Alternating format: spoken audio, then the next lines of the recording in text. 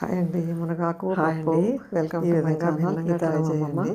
ముందు మునగాకు మీరు మునగాకు పప్పు ఇలా భిన్నంగా ట్రై చేయండి. కడిగేసి చాలా రుచిగా కడిగిన దాంట్లో కొంచెం ఉప్పు నూనె వేసి ముందు మునగాకుని వేయించి ఉప్పు నీళ్ళల్లో కొంచెం కడిగేసి తర్వాత మిక్సీలో వేసి దాన్ని ఉప్పు కొంచెం నూనె వేసి దగ్గరికి వేయించి దగ్గర పడ్డాక దాన్ని చల్లారనివ్వండి. చల్లారిన తర్వాత దాన్ని మిక్సీలో కూడా బరకగా వేయండి. మునగాకు వేయించింది కాబట్టి మీకు అది సరిగ్గా తర్వాత చింతపండు కందిపప్పు పొయ్యి మీద కుక్కర్లో దాంట్లో చింతపండు టమాటా చింతపండు పచ్చిమిర్చి కారం ఉల్లిపాయ పచ్చిమిర్చి టమాటా వేసి ఇవన్నీ బాగా కలిపేసి అన్నీ వేసి కొంచెం 5 విజిల్స్ వచ్చే వరకు మూత పెట్టండి. మూత పెట్టి 5 విజిల్ వచ్చేదాకా కుక్కర్ చల్లారిన తర్వాత 5 విజిల్ వచ్చిన తర్వాత దాన్ని చల్లార్చి ఈ బరువుగా పట్టిన మునగాకు దాన్ని మునగాకుని కొంచెం కొంచెం మెత్తగా కొంచెం సేపు ఉడకనివ్వండి. ఇప్పుడు ఎండుమిరపకాయలు మినపప్పు జీలకర్ర ఆవాలు మనం పోపులో ఏం వేసుకుంటాం వెల్లుల్లి